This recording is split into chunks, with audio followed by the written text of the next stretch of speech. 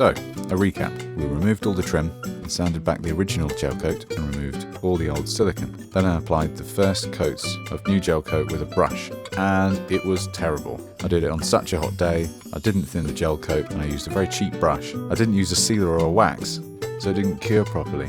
Here I am, washing the PVA off that I used a week later to try and make it go off. I had to sand back and go again, this time with a roller.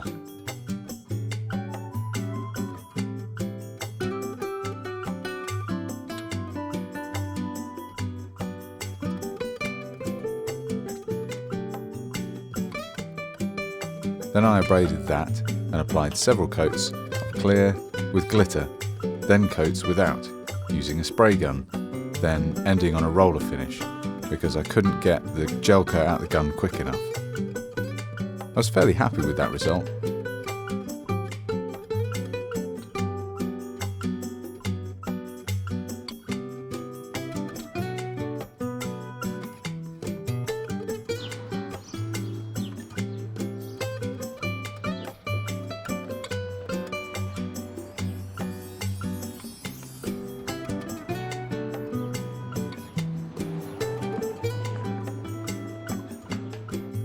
Then I needed to flat it back to polish it up.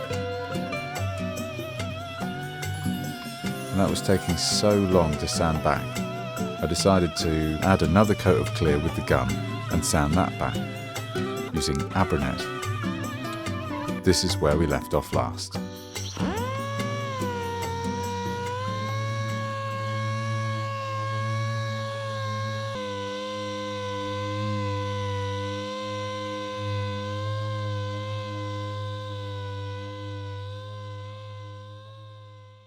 I needed a break from that, so I had a go at sorting these GRP trim pieces.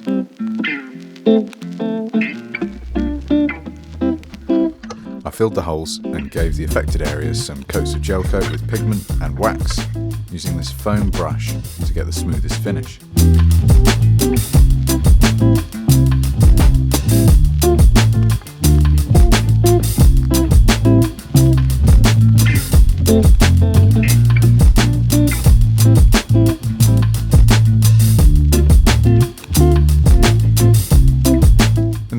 Whilst that dried, I wanted to replace the gutter at the back and to finish the silicone around the solar panels.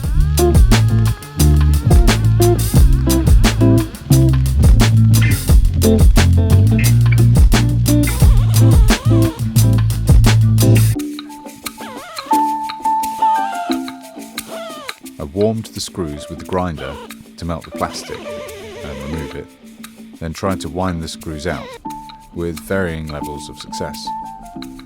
Okay, minimal success. I ground most of them back.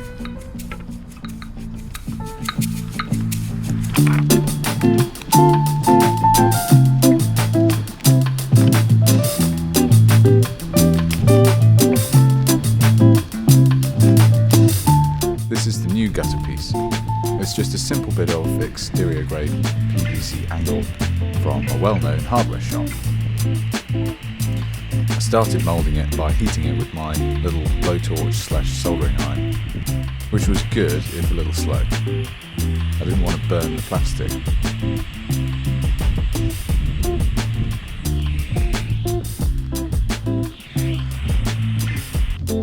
To pick the pace up a bit, I tried using the big torch, but I couldn't get an even middle ground between burning and nothing happening, partly because of the wind.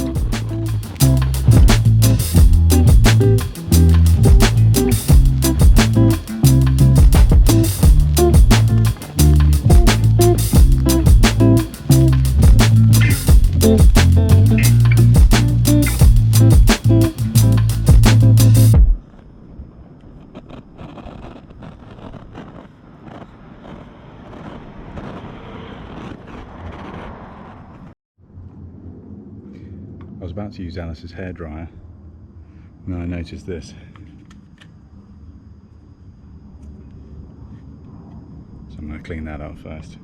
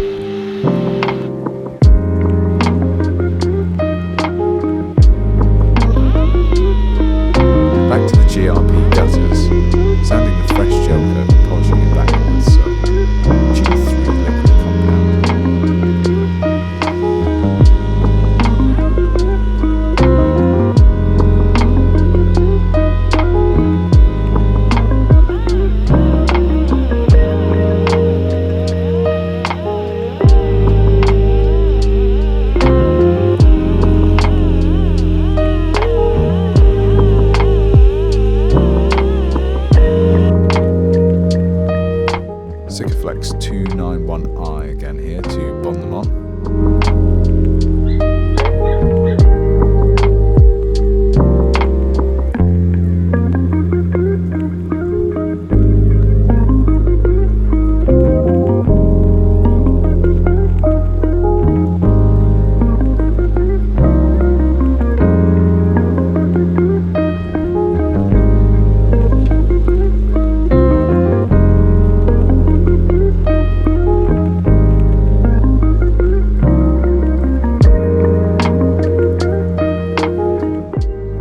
This would be more functional. These are folding cleats from Oscalati.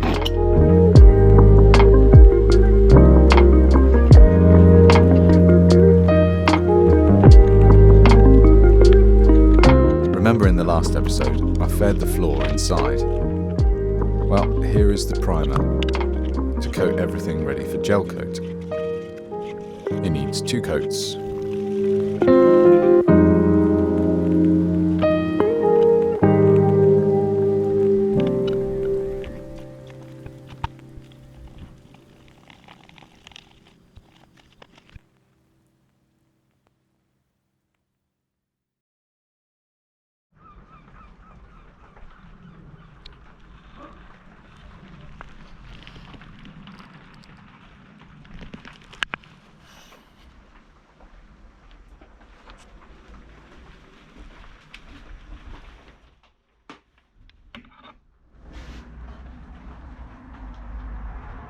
This is just clear coat with some graphite black pigment, then some clear with glitter in that I used on the outside, followed by some more clears without, ending with one that had wax in.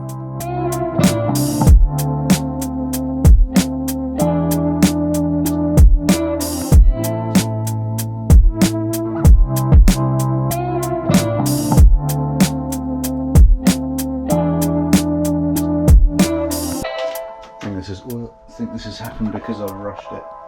The reaction was due to putting it down too thick and maybe being too aggressive with the catalyst as I was rushing it. So I sanded it back and redid those bits.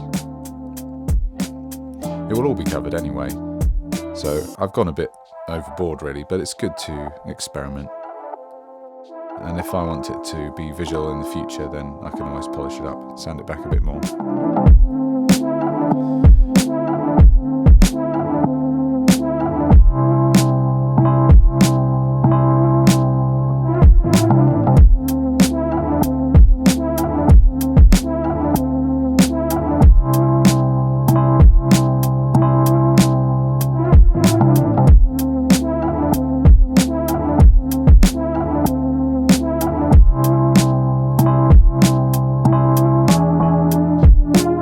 I went through the grades of sandpaper to get a reasonably uniform finish, as I don't want to feel the bumps through whatever I put down on the floor.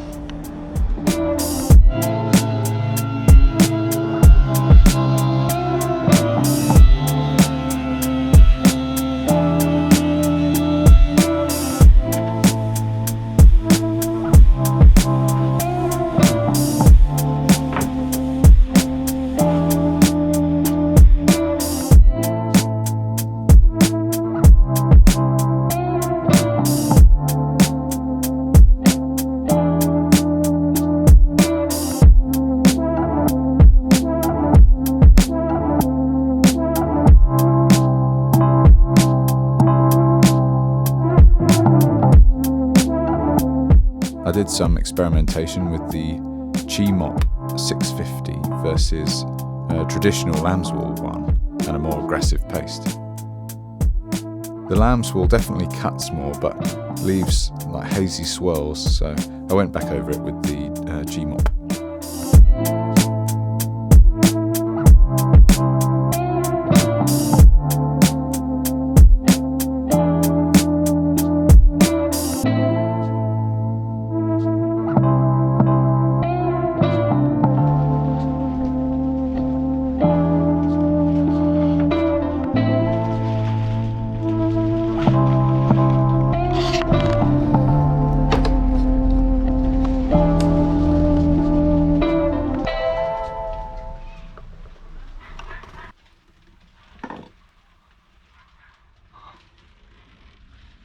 I beefed up this nose area where the bow eye goes with some offcuts of CaraCruiser, and I will fit that and the rear eyes when I'm happy with the gel coat on the outside in those areas.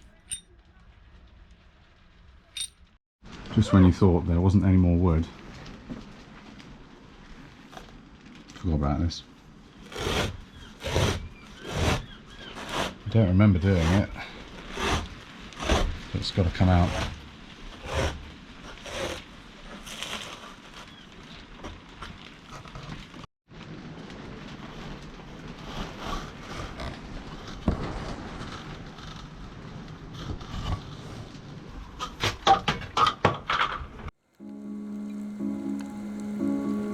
There was a casualty. My trusty palm sander endured a lot of sanding, and unfortunately, this was the end of the road.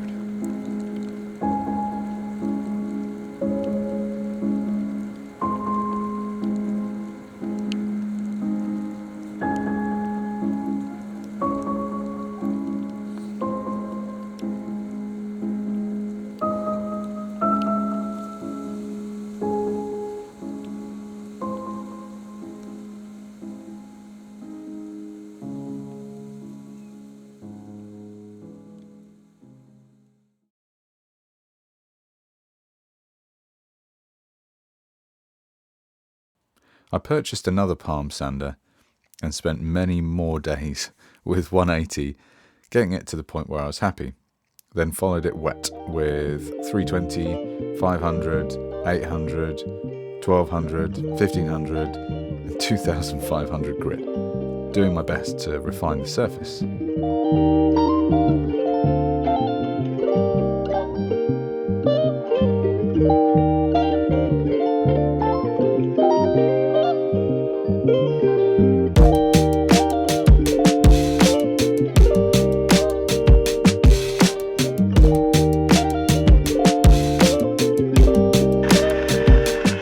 Then it was finally time for polish.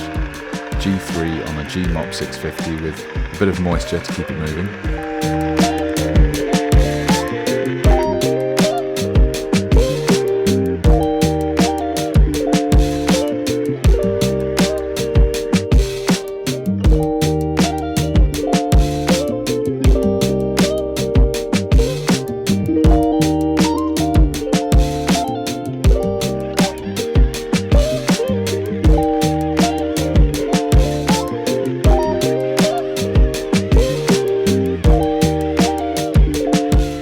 Then it was on to the finishing compound on a G-Mop 601.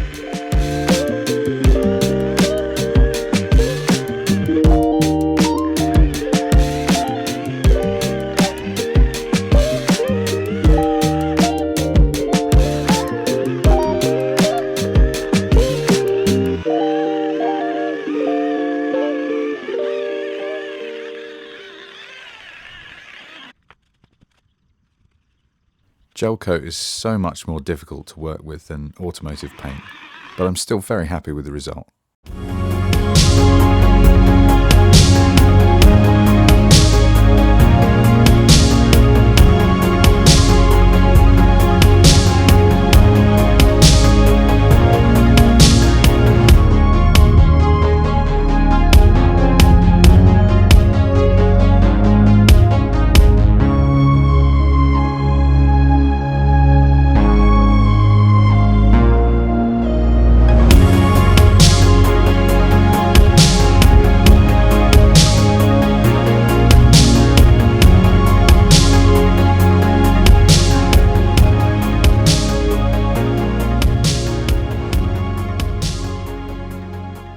You might have spotted in the last clip some windows. There was a fair bit of crossover with these tasks, so it's been hard to make cohesive episodes. But here is the story behind the windows. I went to Mark at Brighton and Hove Plastics with the old polycarbonate windows, and he worked his magic and made some tinted perspex replacements to replicate what would have been on there when the Cara-cruiser was new.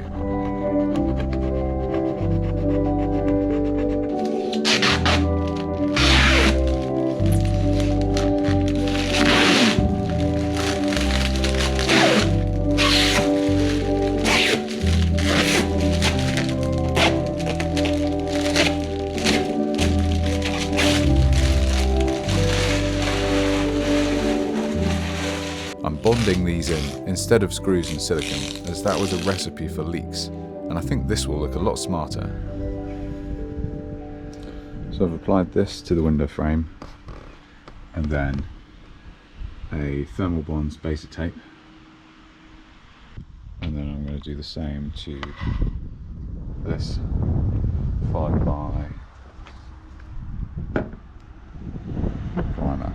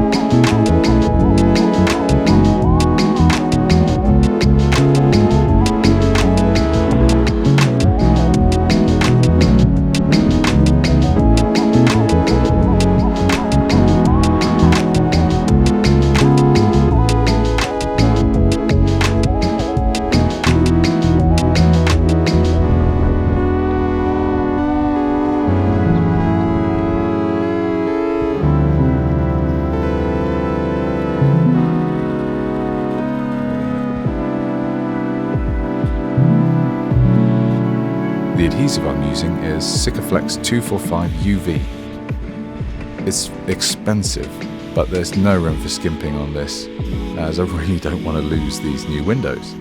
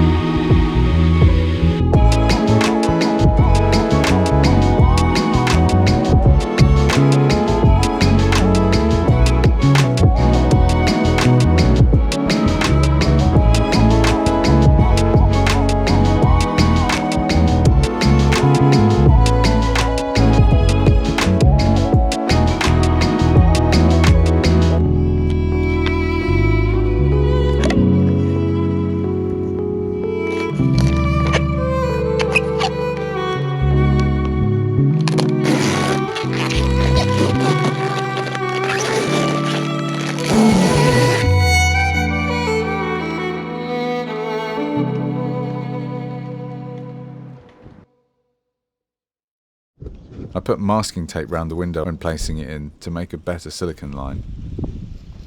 I tried to freehand it on the other side, and I wasn't happy.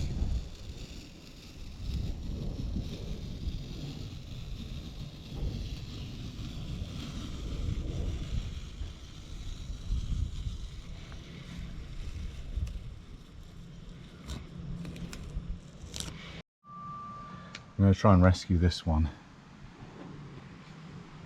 by applying on top of what's there already. It hasn't fully cured, so I'm hoping that it'll adhere to it alright, and then that window will be much smarter. It's not perfect, but it'll do.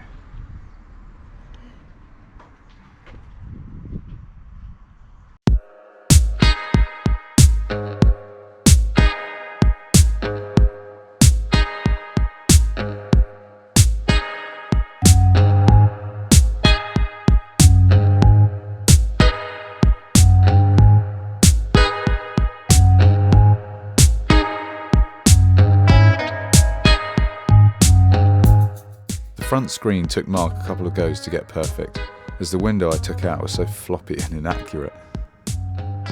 The end result was worth the effort though, and a testament to his work.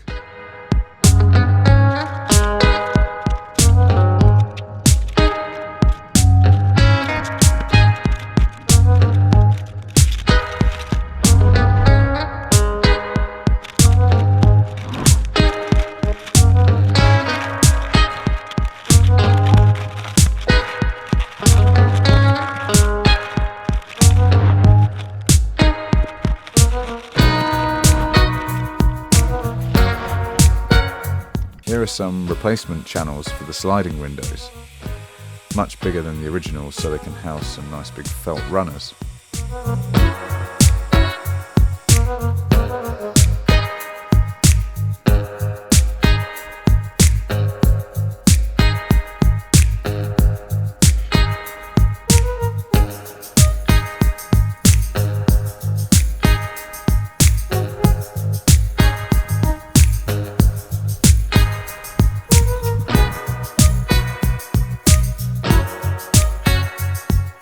So I still have some more trim pieces, like the main rub strip and the aluminium trims around the bilge blower outlets. But I'm super happy with how the cruiser's looking.